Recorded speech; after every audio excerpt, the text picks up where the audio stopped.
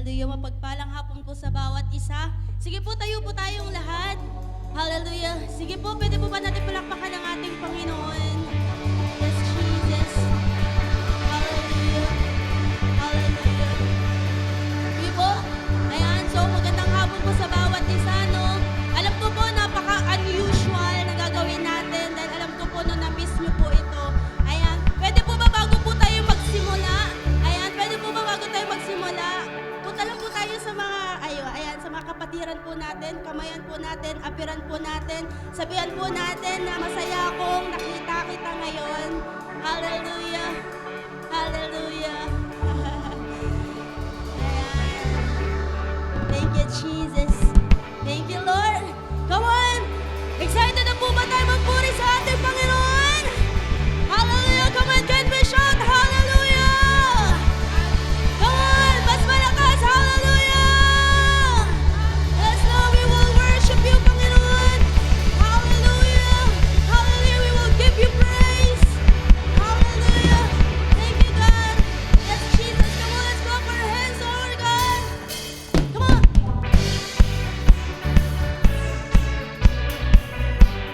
Sige po, ibigay po natin yung the best na papuri sa ating Diyos na buhay. Yes, O God, we will worship you, Lord. Come on, let's say, you turn it all around. Where I was hurting, now I'm rejoicing in the love I found, 'cause I have yours. Come on, if you believe, you take away my pain. You turn my mourning into dancing. I can smile again 'cause I have yours. Come on, let's celebrate in the presence of God. Let the celebration begin.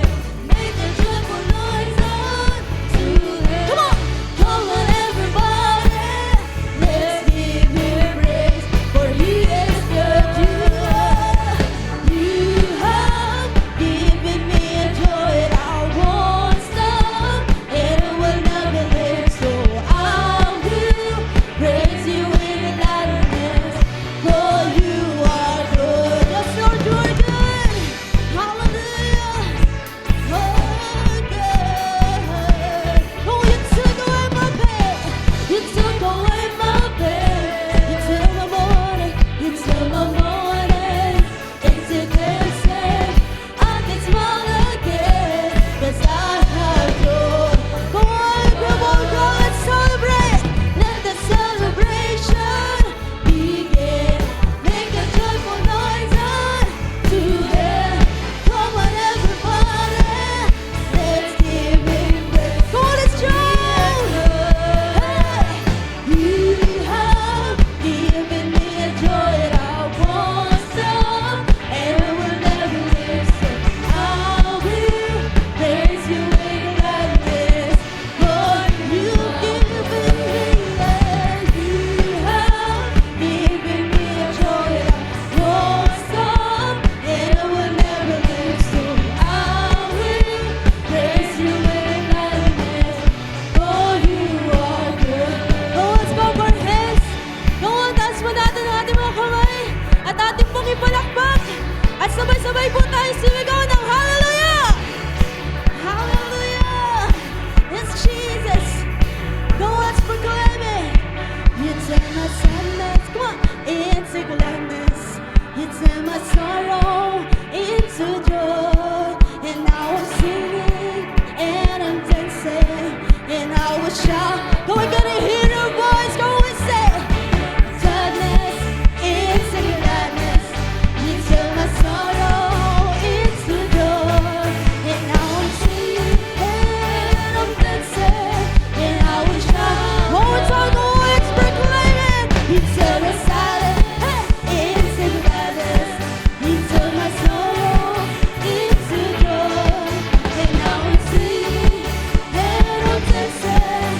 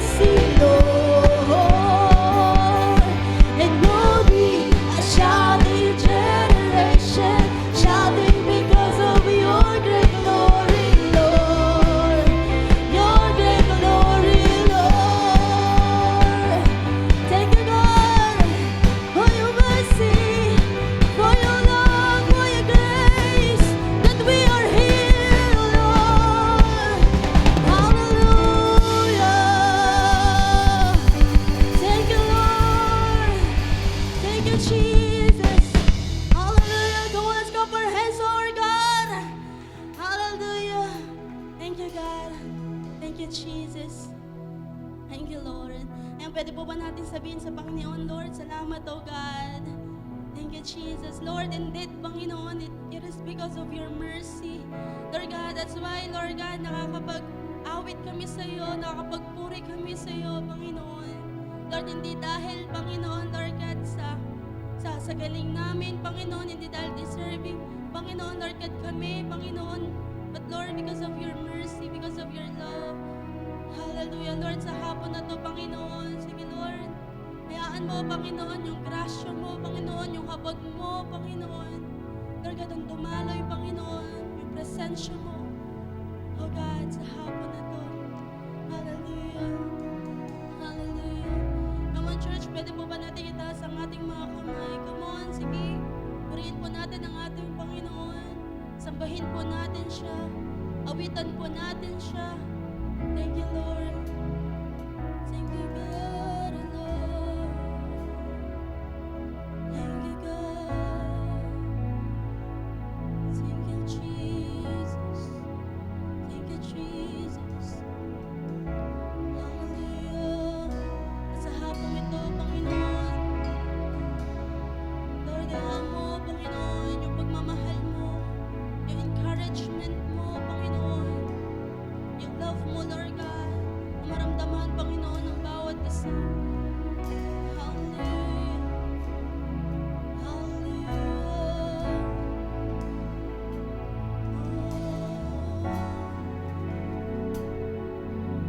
Oh, sing a song.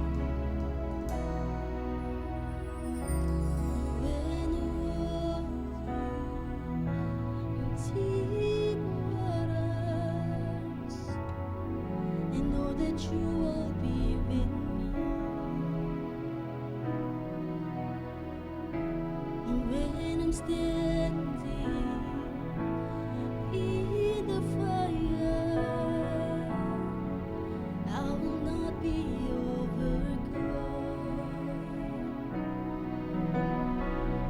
And through the valley of the shadow,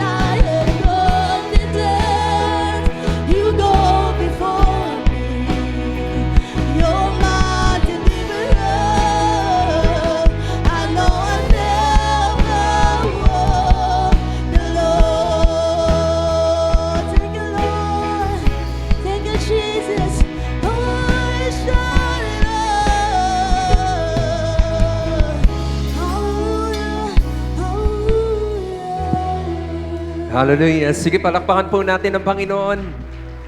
Thank you, God. Thank you, Lord. Hallelujah. Yes, Lord. Salamat, O Diyos, na in our worship, O God, nandun na yung pangako mo at mensahe mo sa amin, O Diyos. That as we put our faith sa iyo, Panginoon, that as we trust in you, Panginoon, sa lahat ng bagay, Panginoon, we are assured, Panginoon, that we will never walk alone, Panginoon. That we are never gonna be alone, Panginoon, na andyan ka sa buhay namin, O Diyos. Anumang oras, anuman, umaga man, gabi, Panginoon, Lord God, umulan man, umaraw, Panginoon, andun ang pagsama mo, O Diyos, sa buhay namin, O God. Sige, pwede bang palakpakan mo si Lord dyan? Pasalamatan mo si Lord na, yes, God, hindi ka bumibitiw sa amin, Panginoon, at God, hayaan mo, Panginoon, na Lord, makita mo sa amin naman yung aming hearts sa iyo, Panginoon, that Lord, you are our God and you are our Lord, Panginoon, sa aming buhay. Sige, isa pang malakas sa palakpak sa Panginoon. Yes, Lord, sa hapong ito, Diyos, nagsisimula ka pa lang sa amin, O God. Let your words speak sa hapong ito, Panginoon. Lord, mangusap ka sa bawat isa sa amin, O Diyos. Alam ko, ang mensaheng ito ay para sa amin, Panginoon. Kaya ngayon pa lang, Panginoon, let the Holy Spirit speak to us, Panginoon. Lord, inihanda namin puso't isipan sa iyo, O Diyos. We set aside all distractions, Panginoon. Sinasantabi mo na namin yung aming mga alalahanin, Panginoon, because sa oras na ito, ang pinakamahalaga, Panginoon, ay yung marinig ka namin, Panginoon, at yung mga bagay na gusto mong ibaba, O Lord, sa amin dito sa iyong simbahan. Salamat, Panginoon. Salamat sa hapong ito, Panginoon. Salamat sa mga anak mo na nandito, O Diyos. And sige, God, alam ko, ikaw ang Panginoon na hindi namin pwedeng i-outgive, Panginoon, that as we give our best sa hapong ito, Panginoon, Lord God, alam ko may mas gagawin ka pang matindi, Panginoon, sa aming kalagitnaan. Salamat, Panginoon, God, sa ilamang kapurihan, sa ilamang pasasalamat, O Diyos. We love you. In Jesus' name we pray, and everyone say, Amen and Amen. Sige po, palakpakan po natin si Lord. Magandang hapon po sa bawat isa po sa atin. Pwede ba pakibati mo po yung katabi ng isang magandang hapon? Ayan, no? Kanina, no? Yung norm na totoo nga, no? Sa church naman talaga, bago magsimula, nagkakamayan yung mga tao. Kaya ako, yung mga tao, ano ba, pipisbabin ba kita? Kakamayan ba kita? So, ito yung norm na medyo, dahil ng pandemic, no? Hindi na tayo nasanay. But hayaan natin na doon sa mga gesture na yon, hindi lang tayo nagkakakita. Parang kita-kita lang. Meron tayong connection as one body dito po sa ating simbahan. Sige, isa pang malakas sa palakpak sa Panginoon. Hallelujah. Ako po ay excited na i-share po sa inyo ang mensahe ng Diyos. Kayo po ba excited na sa hapong ito? Magsabi ng amen, ng excited. Amen. Sige, isa pang malakas sa palakpak sa Panginoon. Pasensya na po, masyado ko kayong, kumbaga, pastor, pwede bang makinig na lang kami. Hindi po kasi hapon, medyo inaantok. Tingnan mo yung katabi mo, inaantok ba yan? No? Masarap matulog. But hayaan natin na matulog tayo. Hindi matulog, literal, pero magkaroon tayo ng kapahingahan sa salita ng Diyos sa hapong ito. Sige, palakpakan pa natin si Lord, kapatid.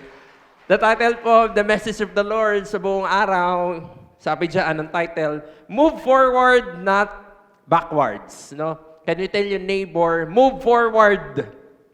Ay, parang wala. Naku po, mas tulog pa kayo sa akin. Alas 4 na po ako natulog kaninong umaga, tapos nung tanghali, hindi pa ako nakaidlip. So, makita nyo, talagang wala pa akong tulog. Pero parang mas wala pa kayong tulog sa akin. Pwede bang pakisabi sa katabi, move forward. Move forward. No, hindi literal, baka may umupo sa harapan ninyo. Pero move forward, not backwards, no?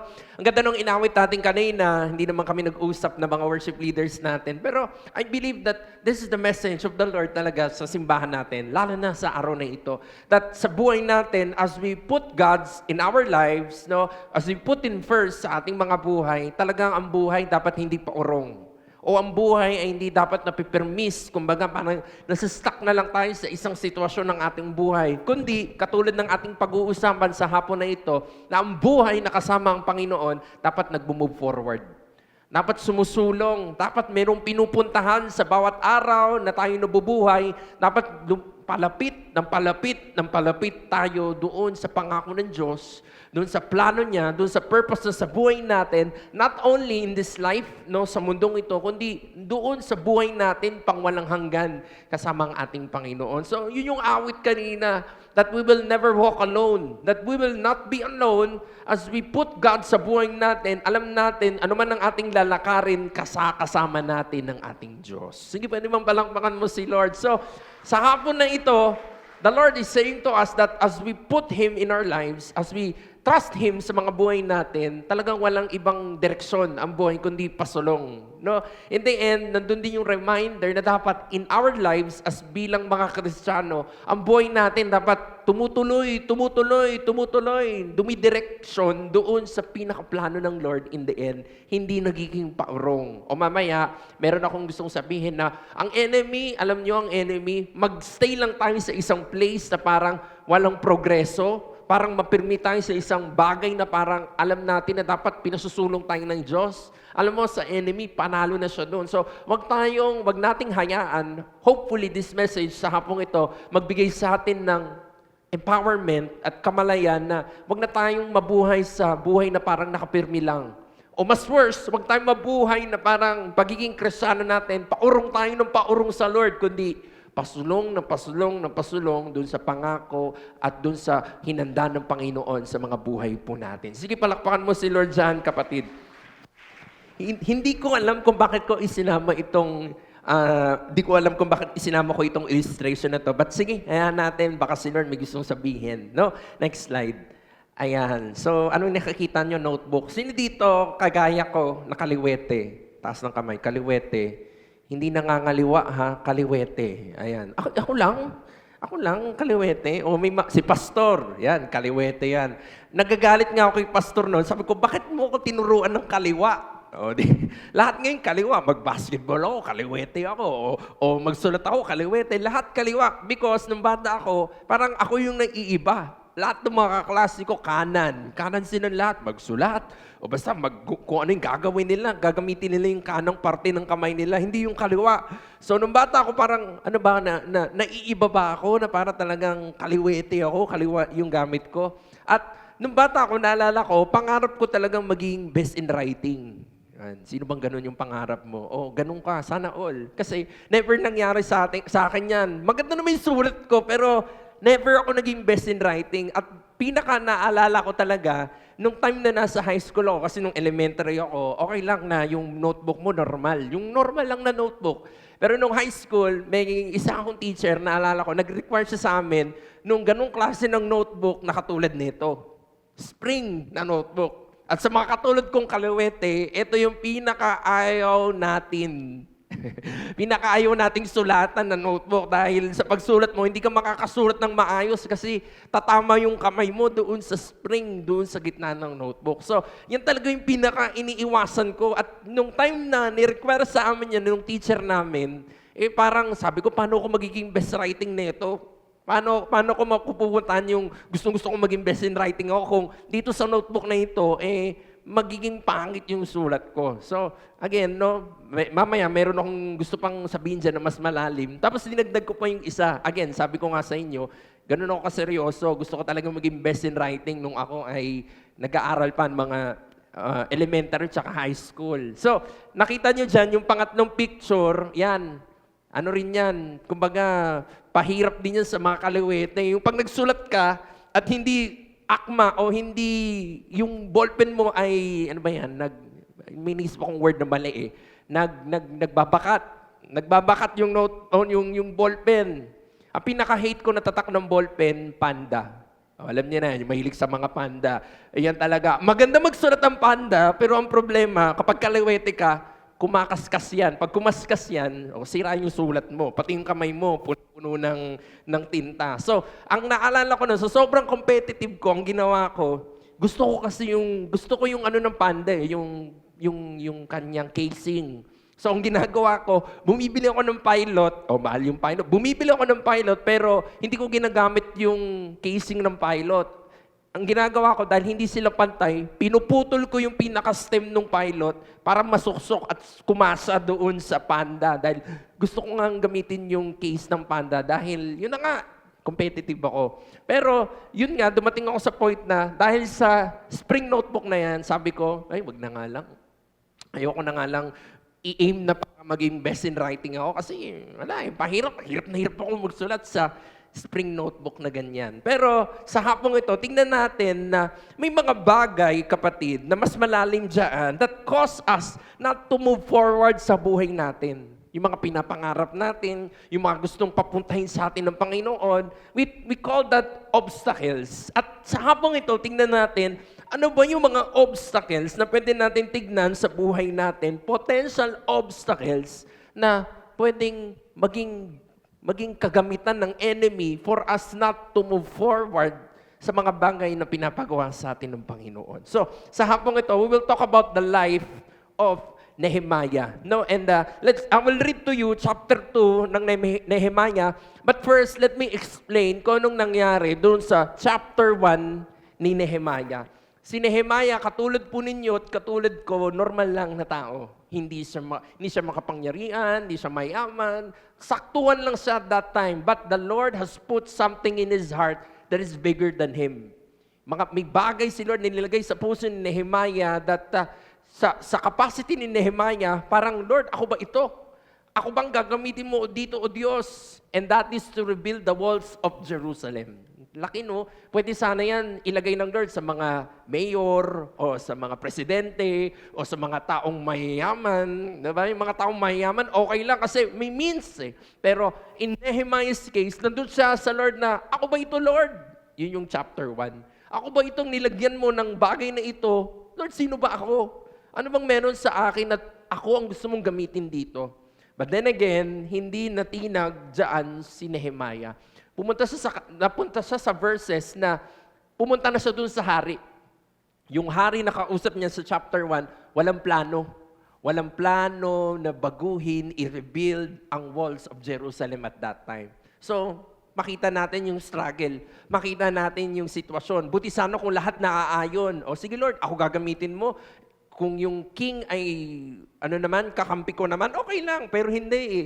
Yung king at that time, opposed siya doon sa pag-rebuild ng walls. Pero at the end of the day, sabi nga doon, kung babasahin natin yung chapter 1, hindi lang umoo yung hari, kundi nag-agree yung hari na i-finance yung pagre-rebuild ng wall. Hindi pa natapos. Nag-agree yung hari na magsama pa ng mga tao kasama ni Nehemiah to rebuild these walls. Anong gusto mong sabihin dyan, Pastor, sa buhay natin? Bigla ako naalala yung preaching ni Pastor last time, na kapag meron tayong narinig sa Panginoon, pangako man yan, no, ano man ang sinasabi sa atin ng ating Diyos, no, yung pabat last time yun yung tumatak sa preaching ni Pastor that if God has blessed yung mga bagay na alam mong galing sa Panginoon, walang sino man, not even the enemy cannot curse it.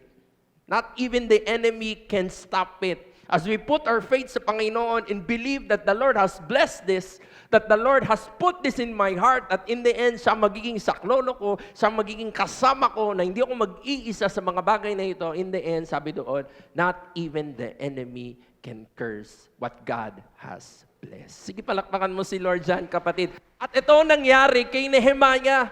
Opposed sa kanya ang lahat, but in chapter 1, napao niya ang hari. Hindi lang natapos noon. Binigyan siya ng finance and also binigyan siya ng tao at that time. At dito tayo mag-uusap ngayon sa chapter 2. Pwede kasing right now, ganito na tayo sa Lord. Binigyan na tayo ng pagkakataon ng Lord na i-restore yung relationship natin sa Kanya. Nandito na tayo ngayon, nakaupo na tayo dyan, nag-worship na tayo sa Lord, nagsisimba na tayo sa Panginoon. But just like Nehemiah, hindi natapos doon yung kanyang lakarin.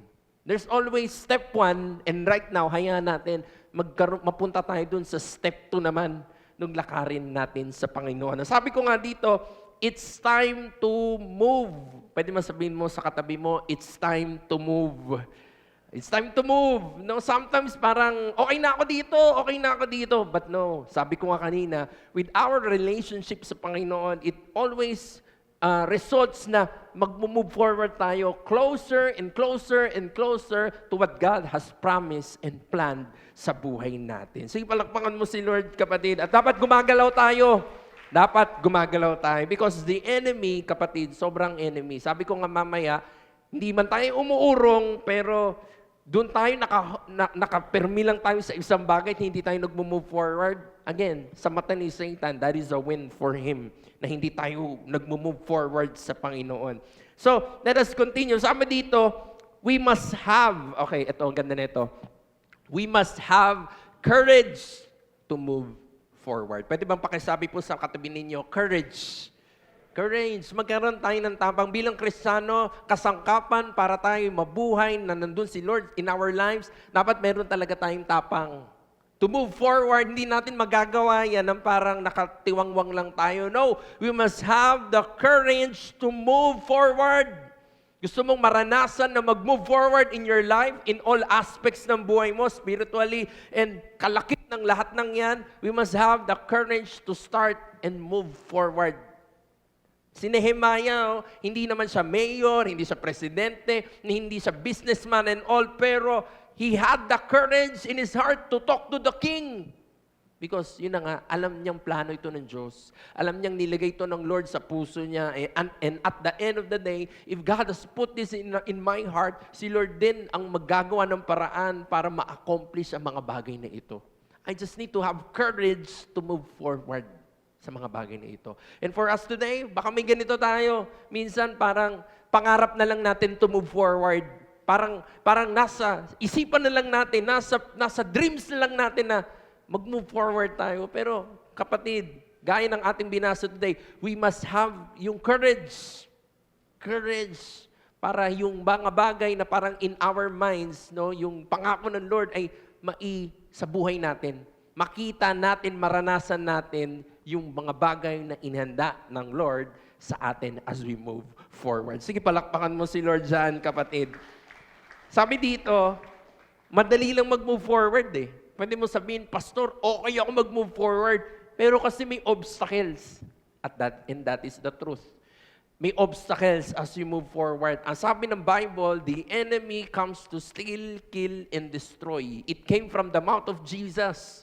Alam ni Jesus that this enemy came not just to steal, to kill, and to destroy.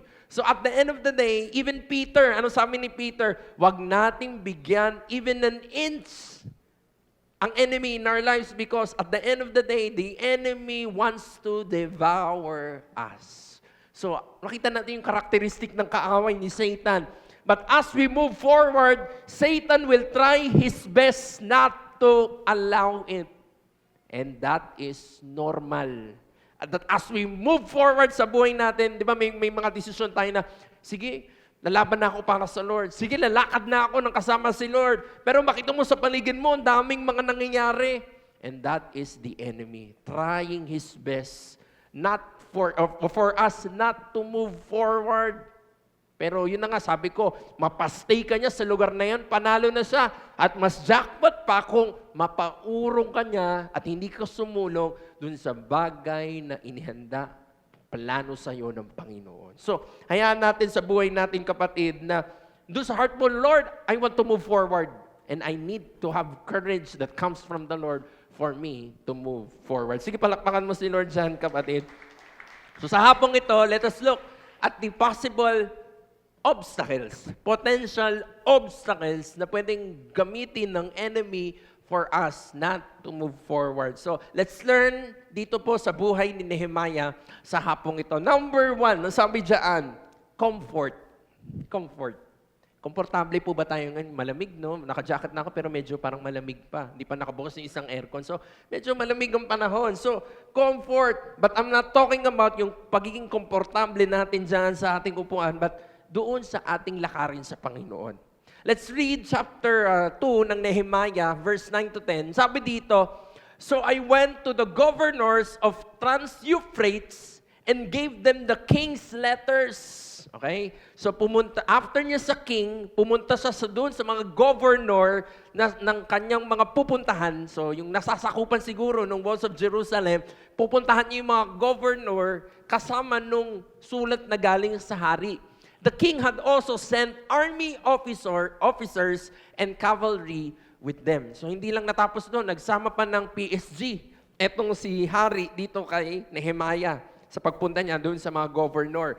Verse 10, when Sanballat, okay, nasan daw yung balat? Yan, si Sanballat, the Horonite, and Tobiah, the Ammonite, no, itong dalawang ito, mamaya, pag-uusapan natin yung role nila.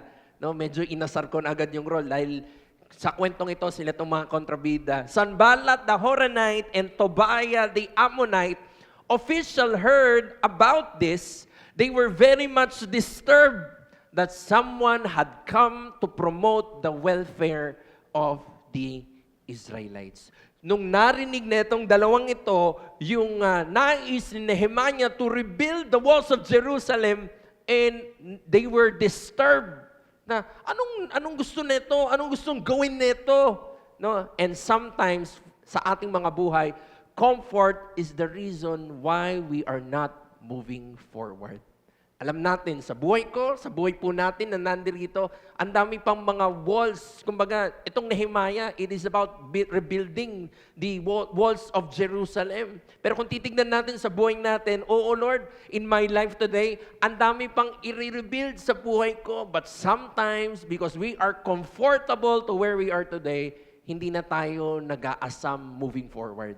Hindi na tayo nag-aasam for change. Hindi na tayo nag-aasam for more sa Panginoon. So, hayaan natin na maintindihan natin to in our lives. Gamitin itong kwento na ito na tingnan natin ang ating mga sarili na, Lord, oo nga pala, baka right now, kaya hindi ako nakaka-move forward because I'm too comfortable to where or to what I am today. Na alam ko, Lord, marami pang dapat baguhin sa buhay ko. So, yan yung chapter, yan yung binasa po natin. Ang gusto kong sabihin dito, next slide, when we move forward, we may wonder if leaving our comfort zone was a good idea. Ito talaga. Katotohanan ng buhay na when we decide to move forward, sometimes makita mo iba. Nandun yung struggle, nandun yung enemy trying to oppose you. Gagawa siya ng mga hakbang to stop you from moving forward. Gagawa ang enemy ng hakbang. Hindi ka lang ma-stop, kundi maibalik ka. Maurong ka ulit. Mapunta ka backwards dun sa dapat mong puntahan. And for us, na andun tayo sa ganung sitwasyon, minsan napapaisip tayo na, bumalik na lang kaya ako dun sa dati ko. Bumalik na lang kaya ako dun sa kalagayan ko dati. At least wala akong struggle dun. At least, kumbaga, parang okay naman ako dun. Pero hindi eh. Si Lord, when we have the Lord sa buhay natin, si Lord ay nagpupush sa atin to move forward.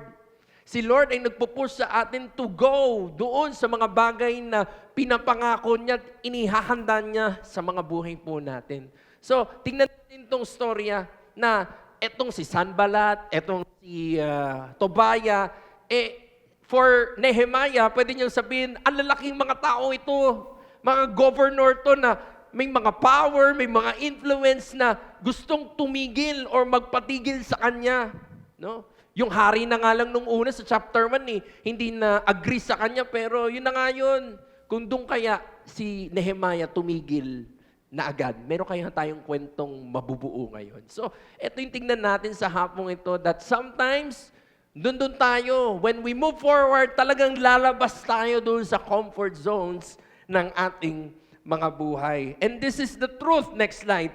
When we move forward, not everyone is going to be happy. And that is the truth.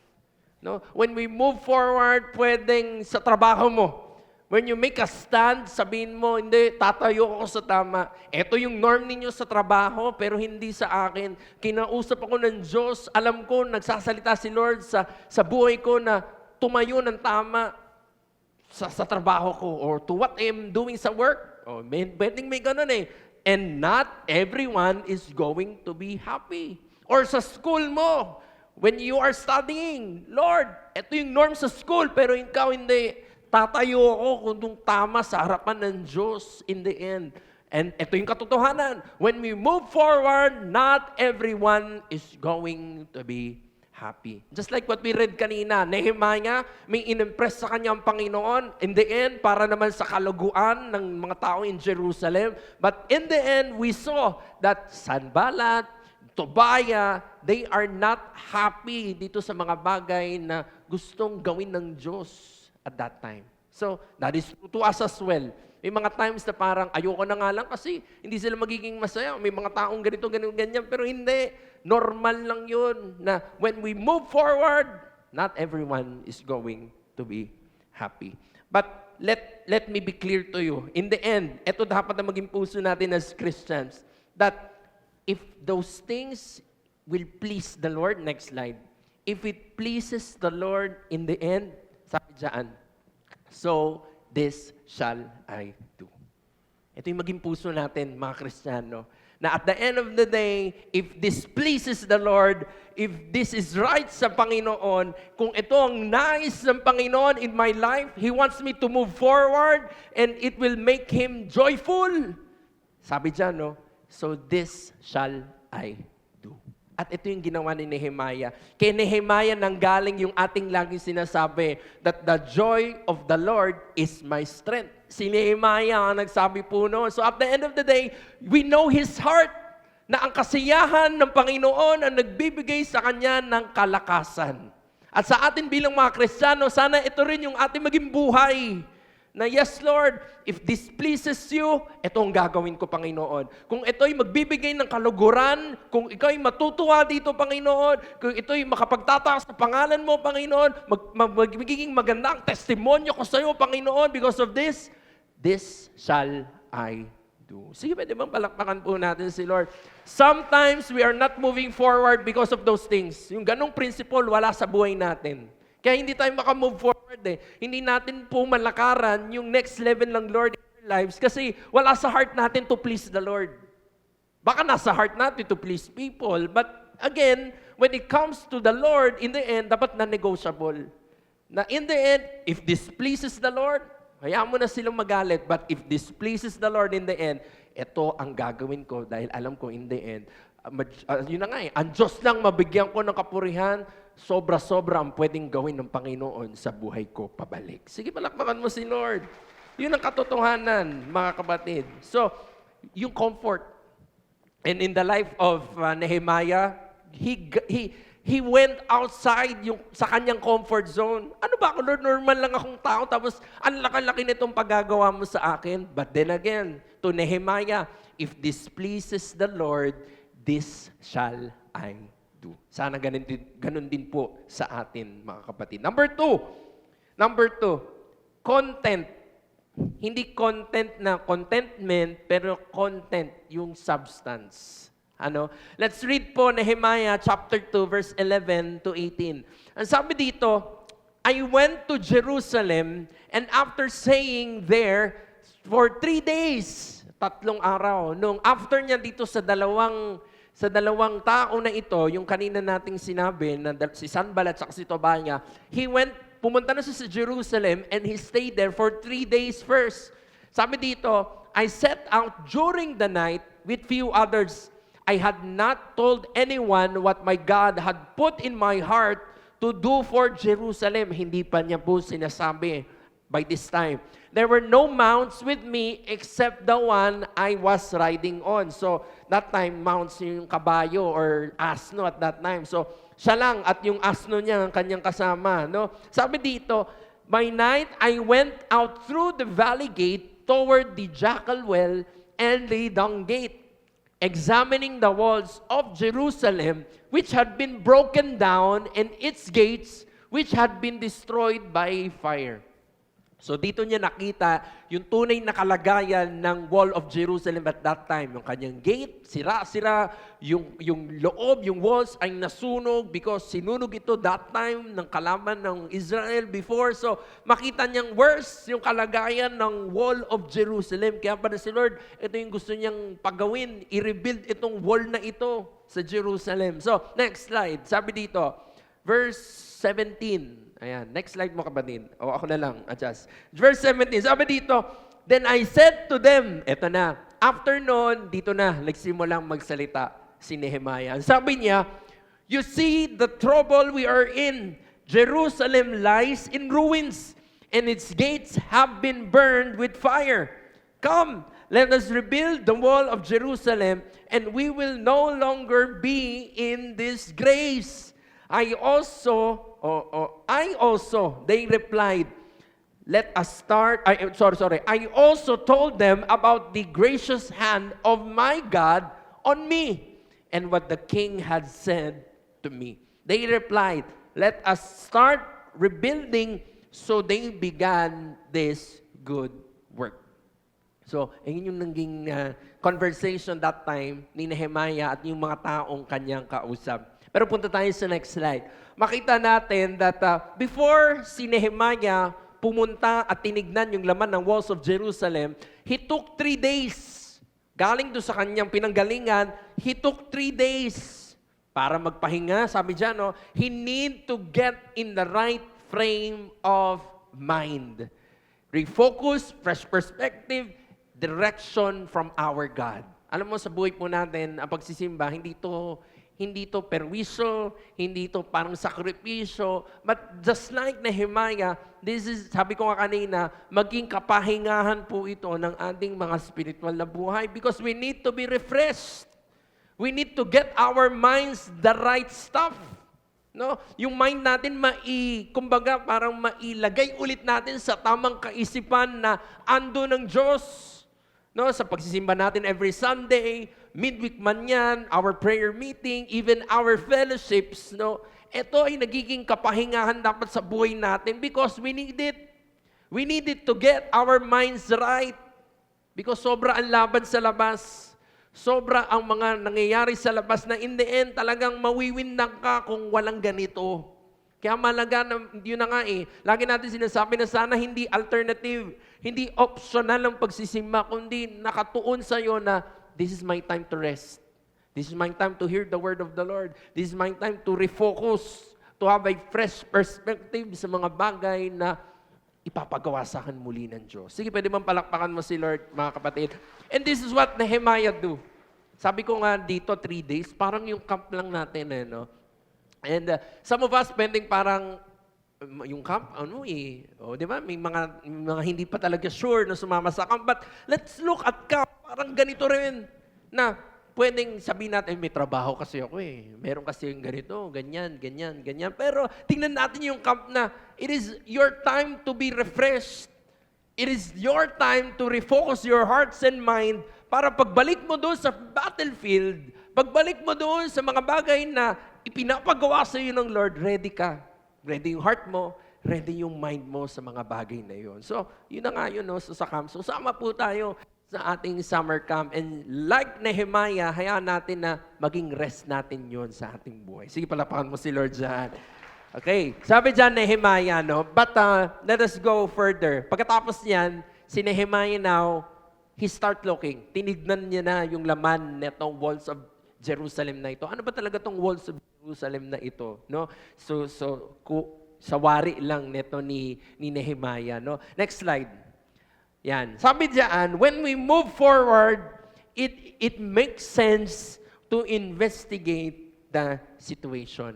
At ito yung ginawa niya doon sa binasa natin. Ano ba ang meron sa walls? Ano ba ang meron sa gate? Ano ba ang meron sa loob? Nasunog ba to? Ano ba ang sinira ng kaaway dito? At anong kailangan simulan para ma-rebuild ito ng maayos?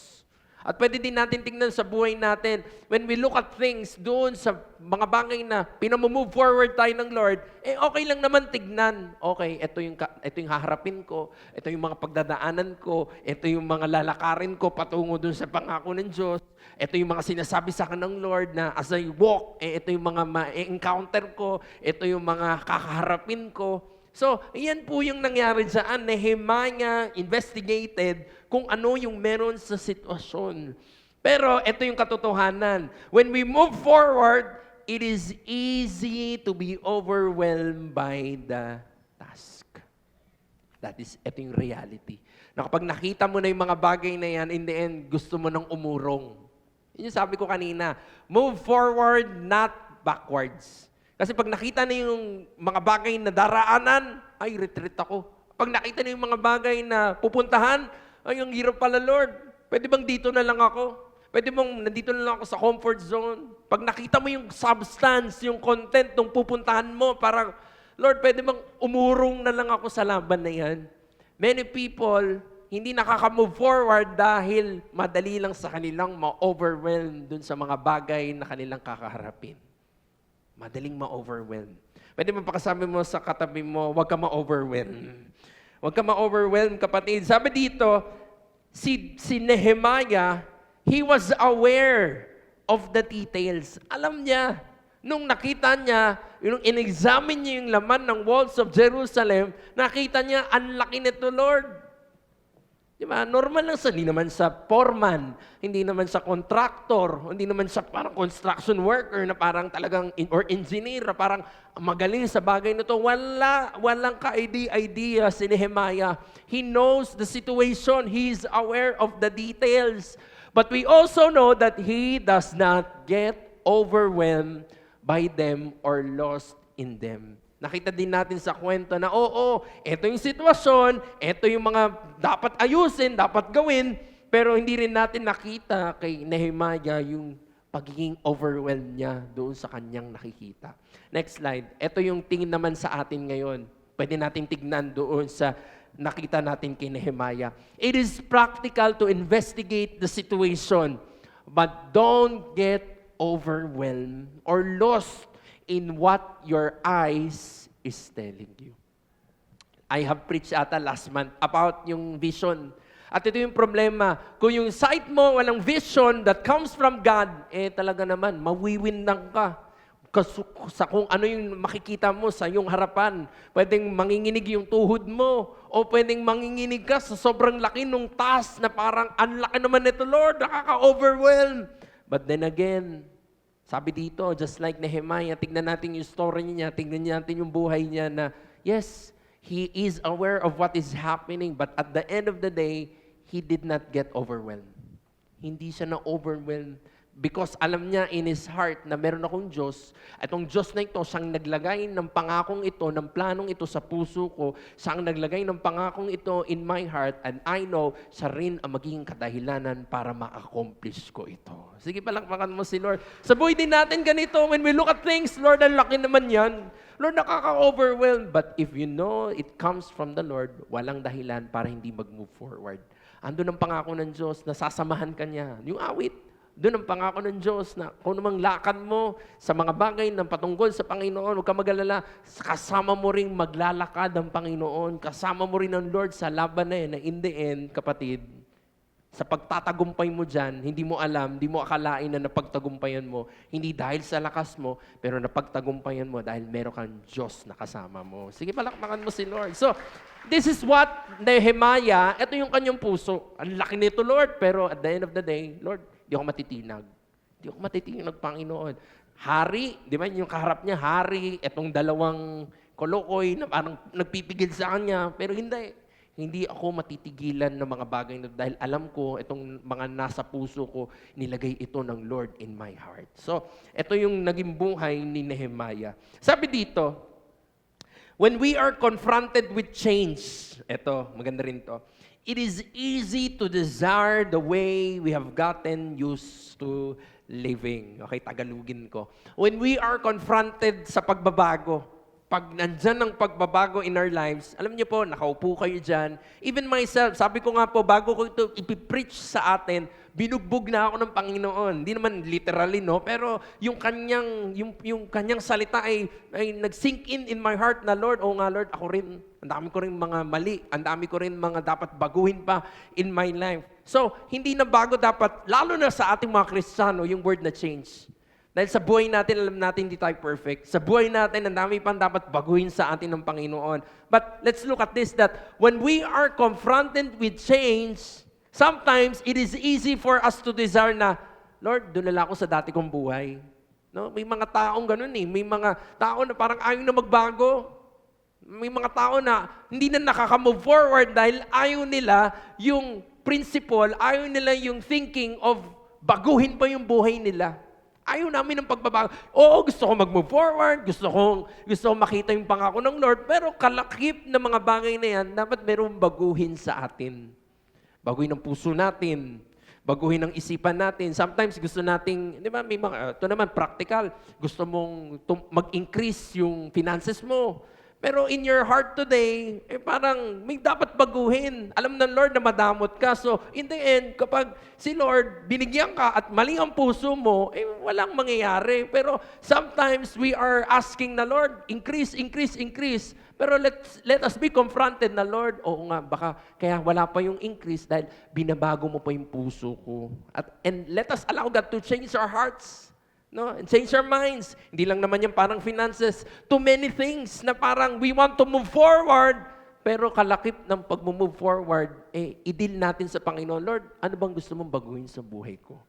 At hayaan natin, tayo, lahat tayo, kasama ako, mga kapatid, hayaan natin na pumunta tayo sa kalagayan na, sige Lord, baguhin mo ako, Panginoon, ayon sa nais mo, na mapuntahan ko yung mga bagay na pinangako mo sa buhay ko. Sige, palakpakan mo si Lord. Eto si Nehemiah. Lord, hindi ako karpintero, hindi ako kung sino, Panginoon. But Lord, ito yung nilalagay mo sa puso ko. Sige Lord, tulungan mo ako sa mga bagay na ito. Malakaran ko ito ng maayos sa harapan ko. Mapuntahan ko yung pinapangako mo in my life, O Diyos. Sige, palakpakan mo si Lord dyan, kapatid. Nehemiah, balik tayo kay Nehemiah. Alam ni Nehemiah, yung mga kausap niya, hindi katulad ng kanyang kaisipan. Because yung mga governor nga nung lugar na yan, against na sa kanya. Ayaw na nung hari sa pagbabago. Yung governors, ayaw rin sa pagbabago. Na-disturb sila nung binasa natin. Nung may gustong mag-rebuild ng walls, na-disturb sila. So naintindihan ni Nehemiah, even the people, baka ganito na ang puso. Kaya sabi dito, Nehemiah certainly understands that the potential of that thinking, yung thinking na ayaw na ng pagbabago. So he continued to persuade by sharing his own personal testimony. Nakita natin doon sa verse 17. Pwede bang balik mo ako sa verse 17? Sabi doon, sinabi niya sa mga tao na, let's rebuild the walls. Let's rebuild the walls, sabi doon. At hindi natapos doon, sabi dito, he also told them about yung kabutihan ng Diyos. About kung sino yung Diyos na meron siya at kung gaano kahabagin. Sabi dyan yung gracious, sobrang yung pagiging graceful or yung grace na meron ng Diyos na ito sa kanyang buhay. And also, sabi doon, he also told what the king had said to him. So, tingnan natin dito sa kwento ni Nehemiah, sa mga tao that time, he persuade them na ito ang Diyos, meron tayo, mabuti siya. Tapat siya, gracious siya sa buhay ko. So kung ano man itong pinapagawa ng Lord sa atin, gawin natin dahil kilala ko na itong Diyos na ito. Hindi napapako yung pangako niya. At meron siyang pangako sa mga bagay na kanyang ibinababa sa buhay ko. At right now, meron siyang ibinababa sa atin. Gawin natin dahil sasamahan tayo dito ng Panginoon. Alam mo, because of that, sabi dyan, next slide, people have responded to Him. Sabi ng mga tao in verse 18, tara! Let us rebuild the wall. Yung mga tao, yung mga tao na parang nakagisnan na nila na parang, okay na yan. Di ba? Yun yung governor nila eh. Yun yung king nila na parang ayaw na ng pagbabago. Pero because of Nehemiah, ginamit ng Lord si Nehemiah not only to change yung nangyayari sa paligid ng walls of Jerusalem, but also to change the hearts of the people. Sige, palakpakan si Lord. Hayaan mong gamitin din tayo ng Panginoon. Maging agent din tayo, saan man tayo nilalagay ng Diyos na hindi pabagsak natin dalhin ng mga tao, kundi dalhin natin ng mga tao doon sa next level ng kanilang buhay. Sabi dito, sige palakpakan mo si Lord. Balik natin doon kay Nehemiah, yung picture. People responded to Nehemiah. Tingnan din nyo, people have responded to him. At ito talaga yung power ng merong magandang testimony. Pwede bang sabihin mo sa katabi mo, good testimony. Sabi, why? It encourages others. It lifts people up and it makes them do the impossible. Naalala ko isang kwento. I have gone sa isang lugar, diyan lang naman, malapit lang naman, sa Bulacan, di San Jose, pero kalakip lang na lugar ng San Jose. At nabigyan ako ng pagkakataon ng Lord na mag-minister doon. May mga dedications and all. And malaki yun. 2 linggo ko atang binulikan yun. 2 Sabado because malaki yung kanilang community. Pero yun na nga, may one time na isang bahay, tinanong ko, kasi alam ko meron naman doon nagpapastor sa lugarin nila. Meron naman dong tumatayo na parang partition church and all. So, ang sabi ko doon sa isang tao, sa isang kausap ko, sabi ko, bakit hindi na lang po kayo si ganito ang ipaminister ninyo dito? Bakit pa ako po ang inyong itinawag? Ito naman, kapitbahay nyo naman to si ganito, ganyan, taga dyan lang naman. So, at least, di ba, magka-connect na kayo and all. Pero yun nga yung sabi ko kanina, mahalaga ang magkaroon tayo ng magandang testimonya. Bakit? Ano sabi nung tao? Ano sabi nung kausap ko? Okay naman siya magsalita. Kasi kinausap ko siya, lumalapit siya sa akin, so pinapakilala niya kanyang sarili. Yung taong yun na supposedly, sabi ko, dapat ikaw na itong nag-officiate na ito, itong mga dedication, itong mga blessing na ito. Ikaw naman yung taga rito. So lumalapit siya sa akin at kinakausap niya ako. So, yung naririnig ko siya, sabi ko, okay naman, okay. Narinig ko naman siya magsalita. Malaman naman and all. Pero yun na nga, sabi nung kausap ko, sabi ko, ba't nila lang po siya? Bakit ako pa? Layo-layo ko, taga San Jose ako pang tinawag ninyo.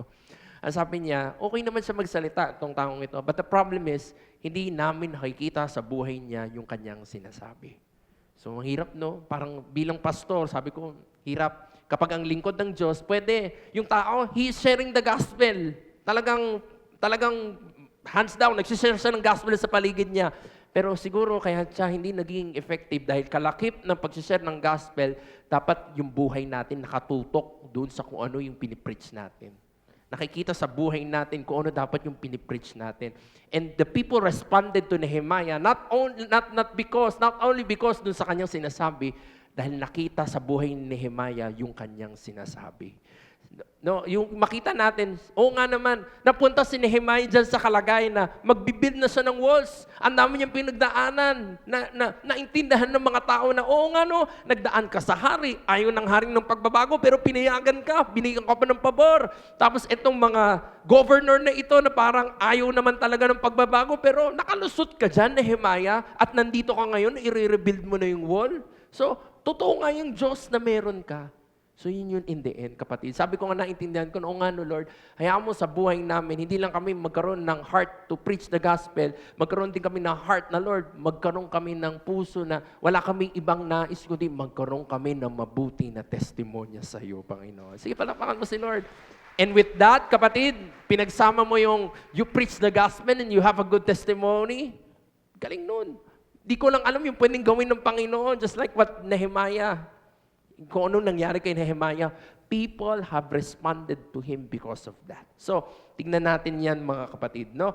Sabi ko dito, this is the power of our testimony. It encourages others, it lifts people up, and it makes them do the impossible. So, dalawang bagay na yung tinignan natin na pwedeng hindrance para hindi tayo makamove forward sa buhay natin. Number 1 is comfort, and number 2 is yung content. Comfort, parang gusto na lang natin sa comfort zone. Number 2, yung content, parang takot na takot tayo doon sa pupuntahan natin kasi parang ang laki, ang bigat, parang hindi natin to carry and all. Pero hindi, hayaan natin na galing ito sa Diyos, magtiwala tayo sa Diyos at ilakad natin ang ating mga paa papunta rito. So, number 3, pangatlo ito, tinatawag ko po si Berna. Number 3, conflict. Ito na, ito yung medyo matindi, conflict. In verse 19 and 20, basahin natin to. When Sanballat, the Horonite, Tobiah, the Ammonite official, and Geshem, may nadagdag na isang karakter.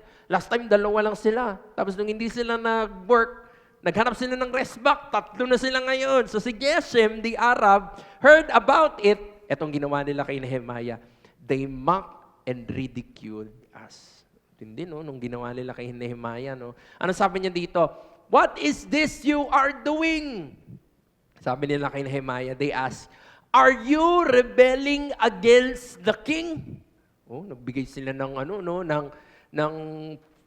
false statement, ng false narrative. Sabi niya, nagre-rebelde pa kayo sa hari. Pero as we read doon sa verse kanina, verse 9, verse 10, sabi doon, si Nehemiah pumunta dito kay Sanballat at dito kay Tobiah. Anong dala-dala? Yung letter na galing sa hari. At ano pang dala-dala? Hindi lang letter galing sa hari. Dala-dala pa yung PSG na galing doon sa hari. Tingnan mo, kapatid, the enemy, what he wants to do, he's a liar. in the end. Tingnan mo yung mga tao, tingnan mo itong tatlong ito, nagsinungaling just to stop Nehemiah from what God wants him to do. Sa buhay natin, yun. May opposition. Sa buhay natin, nandun ang kaaway, nandun si Satan. Gagawin niya ang kaya niyang gawin, even to the fullest ng kasinungalingan, gagawin niya just to stop us from moving forward. Yun talaga yung 1 Peter. Hindi ko talaga makalimutan yun na wag natin i-allow ang kaaway na even a little bit, pagbigyan natin siya. Because the enemy, in the end, will devour us. Ang enemy, he's merciless. Hindi niya ititira kahit buhok mo sa ilong na walang lamat, na hindi niya nasira. So itong enemy sa buhay natin, gagawa siya ng paraan para mapigilan tayo to move forward.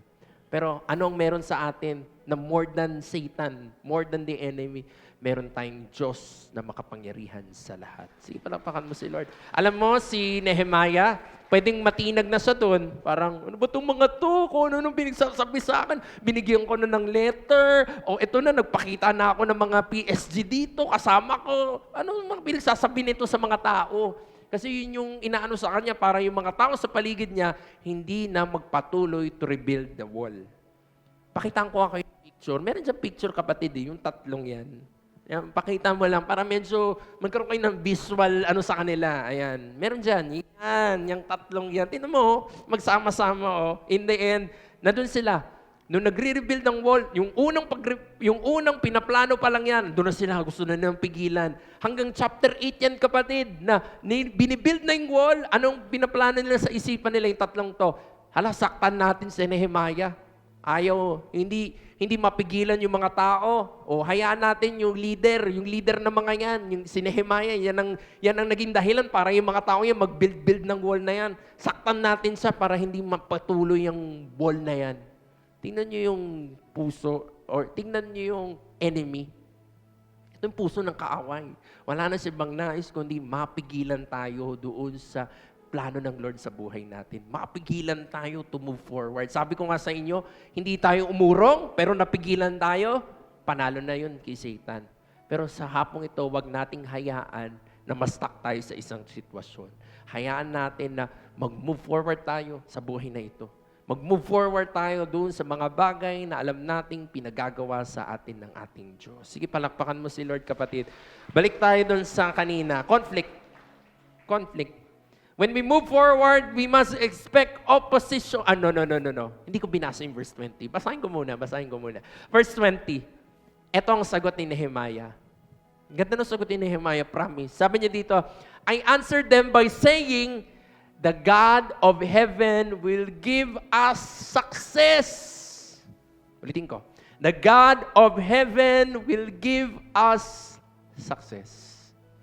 In the end, nandun sa puso ni Nehemiah, sige, hayaan nyo kayo, mag-ngaw-ngaw kayo ng mag-ngaw-ngaw, mag-yaw-yaw kayo dyan, kung ano man ang sabihin ninyo, kung ano man ang ikalat ninyo, na false, dahil false claim yun. In the end, nakita natin, lahat ng pwedeng resibo, binigay ni Nehemiah sa kanila. And yet, itong si Satan, ginamit lang naman niya yung mga taong yan, yung kasinungalingan na yung andoon.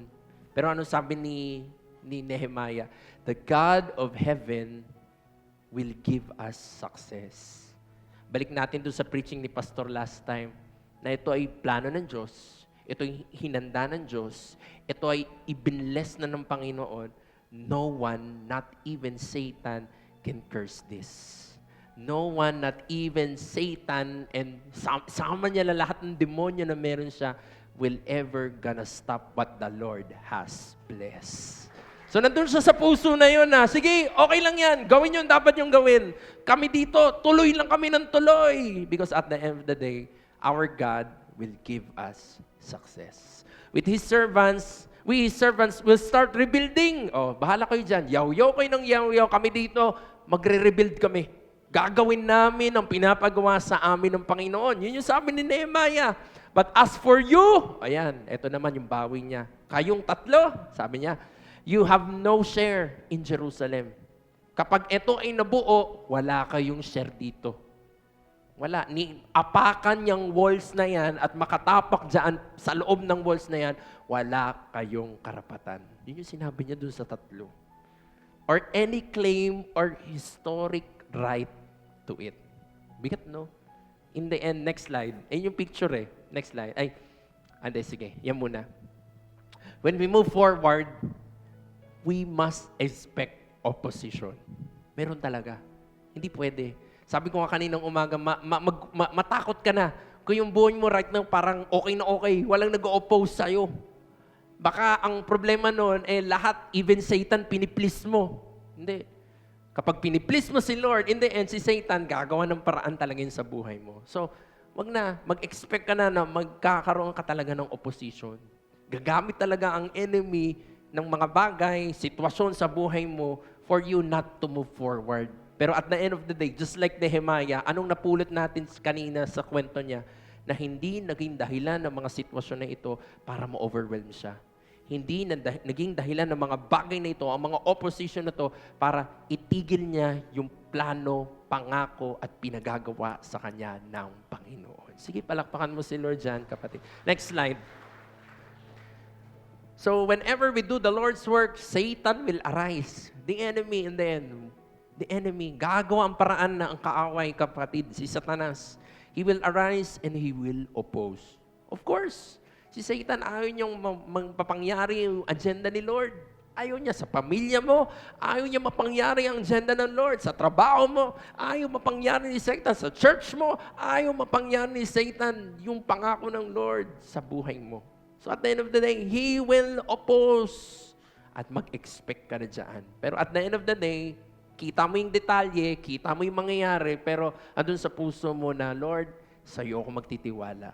Sa'yo ako mananampalataya. Sa'yo ako kakapit. Dahil in the end naman, ikaw at ikaw ang rason para ako ay magtagumpay, Panginoon. Tapos ang laban. Tapos ang boxing. Next slide. Ito yung nangyari. Yan yung picture na sinasabi ko. Tingnan nyo, si Nehemiah kung anong ginagawa. Hinahawakan niya yung hollow block. Wala pang hollow block niyan. Bato! Hinahawakan niya yung bato. Doon na siya, nagre-rebuild siya. Pero anong ginagawa ng mga gobernador sa likod? Minamak siya nung 3. 2 lang yan, no? Pero 3 yan. Minamak siya in the end. Pero yun yung puso niya. Bahala kayo dyan. Basta kami dito, sabi dun sa verse 18, we will start rebuilding. Hindi kami matitinag. Sa enemy, hindi ako matitinag sa'yo, Satan. Ano man ang gawin mo, ano man ang sabihin mo, hindi yan magkukos sa akin para umurong. Yan pa magiging fire sa akin para sumulong ako ng sumulong papunta sa pangako ng Diyos sa buhay ko. Ganun. Pwede mong gawin yung baliktarin mo ngayon na, lagi mo lala akong binipit-pit. Pakapakita ko ngayon ang pipit-piting ko sa mga kalokohan mo, Satanas. So, yun po yun, mga kapatid, no? Nehemiah lets them know that under no uncertain terms was he going to let their false claims, sabi dito, distract them from doing what God had called them to do. Yun yung katotohanan, no? Minsan false claims. Sa buhay natin, may gano'n, parang, hindi, ganito. Pero, minsan, natitinag tayo doon. Kasinungalingan ng kaaway, natitinag tayo. Kasinungalingan ng kaaway, uurong na tayo. Pero hindi, just like Nehemiah, doon tayo firm. Ichipwera mo yung mga kung ano man yung binubulong sa'yo ng enemy. At nandun kang heart mo na pagpatuloy ang plano ng Diyos sa buhay mo. Sige, palakpakan mo si Lord dyan. Tinatawag ko pong worship team. Patapos na po ako. Sabi dito, when we move forward, we must remember God's will. Yun talaga yun. Alalahanin mo ang plano ng Diyos. Ang nais ng Diyos. Hindi, ang nais ng Lord sa akin mabuti. Hindi, ang nais ng Lord sa akin pagpalain ako. Hindi, ang nais ng Lord sa akin ay yung mainam in my life. So yun. Doon pa lang, baon-baon mo na yun para hindi ka matinag to move forward. Baon-baon mo na yun. Sino mang demonyo ang humarap sa'yo, in the end, hindi ka matitinag. Pangahawakan mo na hindi. Ito yung pangako ng Lord sa buhay ko at ito ang panghahawakan ko for the rest of my life. So yun yung maging puso natin, multimedia pa help po sa TV. Sabi dito, Nehemiah, or sinabi ko na yung kanina, never allow Satan to distract you from moving forward. Ito ang mensahe ng topic na to. Satan is the reason why we are not moving forward. The enemy. He will try his best sa sitwasyon, pwedeng tao, pwedeng mga pangyayari sa buhay mo, pwedeng mga kaganapan na sa huli, magpapapigil sa'yo, na gumalaw ka, lakaran yung dapat mong lakaran, wala tayong ibang pwedeng ituro dyan, kundi ang enemy. He will try his best. But, hayaan po natin sa hapong ito, nawa, naintindihan natin yung mensahe na, not anymore. Not today. Not anymore. I will not allow Satan, the enemy, to distract me from going where I have to go sa harapan ng Diyos. From doing what I have to do sa harapan ng Diyos. Sige, palakpakan mo si Lord, kapatid. So, tingnan natin yung buhay ni Nehemiah. Tapos na po ako. Nehemiah, he is the difference maker. Balik natin kay Nehemiah. Siya naging difference maker. Sa lugar na kung saan ang lahat ng tao ayaw ng pagbabago, si Nehemiah ang tumayo, ginamit ng Panginoon at lumakad dun sa nais ng Panginoon ng pagbabago. And for us, dito sa church, hindi lang naman sa church to eh. Alam ko, ito naman yung puso natin, pero hayaan mo, magamit tayo ng Lord sa lugarang ng San Jose. Sa pamilya mo, sa trabaho mo, sa pag-aaral mo, na katulad ni Nehemiah, maging difference maker din tayo kung nasan tayo. Na kung ang lahat sila ay gano'n na ang usapan, yung parang kawalan, hayaan mong tumayo ka sa tama. Andun ka na, hindi.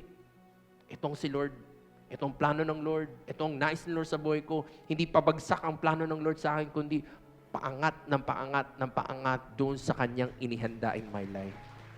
Ganun si Nehemiah, kapatid. He was a difference maker.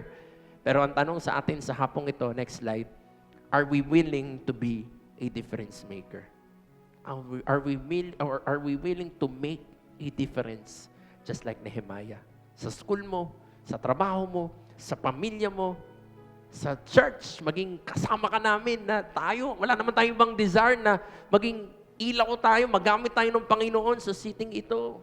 Are we willing to be a difference maker, kapatid? Next slide. Sabi dito, if God is calling, eto, huwag niyo itong kalimutan. If God is calling, it is worth doing. It is worth doing. Worth yun, kapatid, promise. Ako, bata pa naman ako, pero ang dami ko na ding pinagdaanan na alam kong galing sa Panginoon at nilakad ko yung pa ako. In the end, bilang testimonya, it is worth it. Nasundin ng Diyos. Bigyan ng halaga ang Diyos sa ating mga buhay. Sabi dito, even if it's not predictable.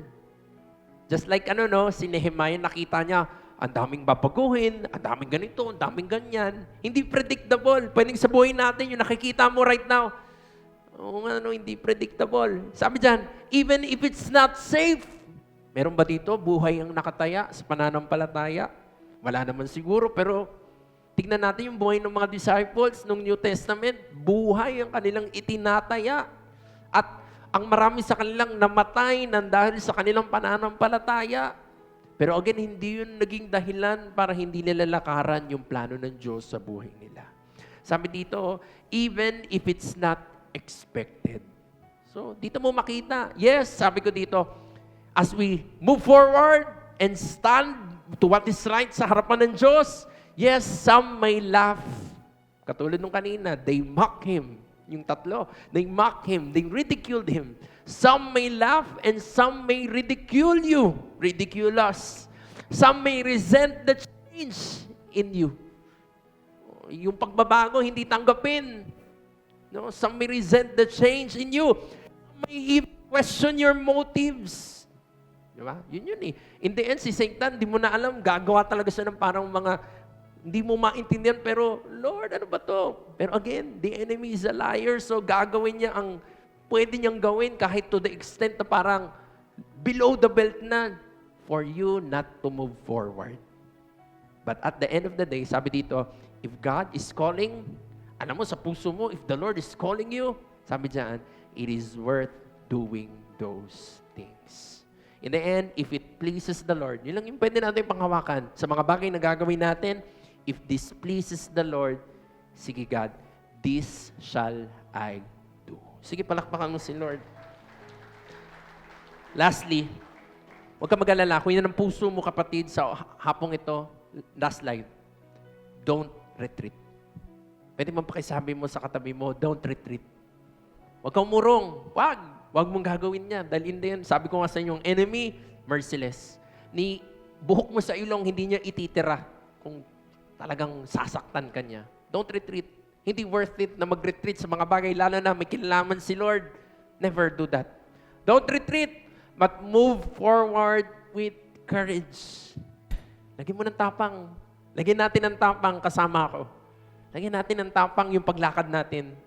Hindi tayo mag-move forward in fear. Hindi tayo mag-move forward na nag-worry ka. Hindi ka nag-move forward na meron kang doubt. But ano yung sikreto? Just like Nehemiah, he moved forward na andun yung tapang na galing sa Diyos. Sige, palakpakan mo si Lord. Again, this church is a testimony of how God moves na meron tayong tapang. Naririnig naman natin kay Pastor yan. Ano bang puhunan sa simbahang ito? Ang Diyos lang at sa atin bilang kay Pastor na nagsimula nito, tapang lang talaga in the end. Hindi naman kami mayaman. Hindi ko naman sinasabi na mahirap kami. Pero hindi rin kami mayaman na parang kaya namin mag-finance ng ganitong lugar. Hindi kami mayaman na parang, sige, okay lang. Pera lang ba? Walang problema kung pera. Hindi. Hindi kami ganun.